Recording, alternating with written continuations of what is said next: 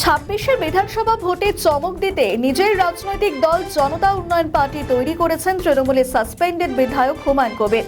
গত 22শে ডিসেম্বর দলের আনুষ্ঠানিক সূচনার দিনেই মঞ্চ থেকে 10 জন প্রার্থীর নামও ঘোষণা করে দিয়েছিলেন। যদিও এরই মধ্যে একজন প্রার্থীকে নিয়ে বিব্রত হতে হয়েছে হুমায়ুনকে। পরে তিনি দাবি করেছিলেন নওশাদ সিদ্দিকদের আইএসএফ এবং আসাউদ্দিন ওয়েজির মিমের সঙ্গে জোট করে লড়বেন আসন্ন বিধানসভা নির্বাচনে। কিন্তু সেখানেও ধাক্কা খেতে হলো তাকে, কারণ আইএসএফ চেয়ারম্যান নওশাদ সিদ্দিকী স্পষ্ট ভাষায় জানিয়ে দিয়েছেন হুমায়ুন কবিরের দলের সঙ্গে জোট নিয়ে তার কোনো কথাই হয়নি। হুমায়ুন দাবি করেছিলেন তিনি দরজা খোলা রেখেছেন, যা তৃণমূল এবং বিজেপির বিরুদ্ধে লড়াই করতে চায়। তবে আমি আশাবাদী আইএসএফ এর সঙ্গে জোট বাঁধার বিষয়ে। সব থেকে যদি অগ্রগতির কথা বলেন তাহলে আইএসএফ এর সঙ্গে কথা চলছে এবং সম্ভাবনা প্রবল যে কে আসবে কে আসবে না তা আমার তাদের বিষয়। আমি আমার সবার জন্য দরজা খোলা আছে, তবে সেটা একটা সময় বেঁধে দেওয়া হবে। তার মধ্যে যদি তেনাদের কেউ আগ্রহ দেখায়, আমি তো সবসময় আগ্রহ দেখাচ্ছি। কিন্তু এই আবহেই আইএসএফ চেয়ারম্যান নওশাদ হাজির হয়ে গেলেন আলিমুদ্দিন স্ট্রিটে।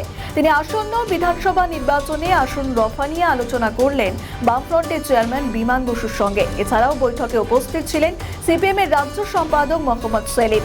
আগামী বিধানসভা নির্বাচনে বামেদের সঙ্গেই যে জোট করে লড়তেই আগ্রহী আইএসএফ, সেটাও স্পষ্ট করে দিয়েছেন নওশাদ। তিনি বৈঠক শেষে জানিয়েছেন বেশ কয়েক মাস আগেই বামেদের পাশাপাশি কংগ্রেসকেও জোট গঠনের প্রস্তাব দিয়েছিলেন তারা। যদিও কংগ্রেসের পক্ষ থেকে কোনো সাড়া মেলেনি, তবে বামেদের পক্ষ থেকে ইতিবাচক সাড়া মেলায় এর আগেও বেশ কয়েকবার জোট নিয়ে দুপক্ষের মধ্যে আলোচনা হয়েছে।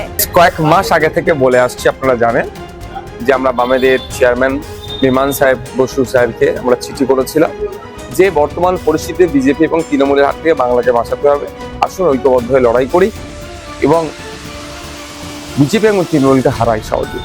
এই মর্মে আমরা চিঠি কংগ্রেসকেও করেছি, কিন্তু সেখান থেকে সেই অর্থে রেসপন্স আসেনি। বামেদের পক্ষ থেকে চিঠি রেসপন্স করেছে।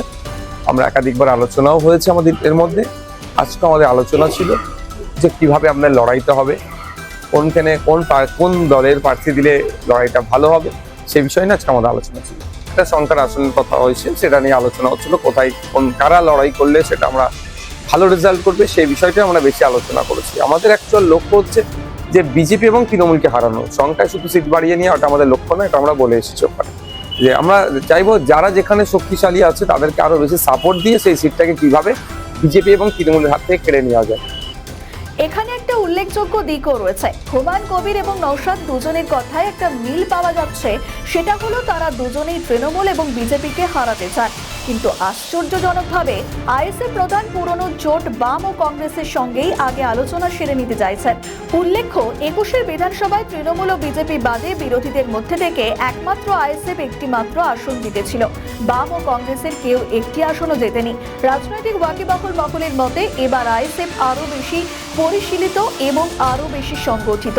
তবে এই রাজ্যে আসাউদ্দিন ওয়েজির রাজনৈতিক দল মিম বিহারের মতোই কয়েকটি আসনে যথেষ্ট প্রভাব বিস্তার করেছে। বিশেষ করে মালদা, মুর্শিদাবাদের মতো মুসলিম অধ্যুষিত জেলায় তাদের সংগঠন বিস্তার হয়েছে। এক্ষেত্রে যদি তারা হুমায়ুন কবিরের নতুন দল এবং নওশাদ সিদ্দিকীর আইএসএফ এর সঙ্গে জোট করে, তাহলে সেটা তাদেরই লাভ হবে। অন্যদিকে হুমায়ুন যদি আইএসএফ এর সঙ্গে জোট করে, তাহলে তার দলও কয়েকটি আসন পেতে পারে।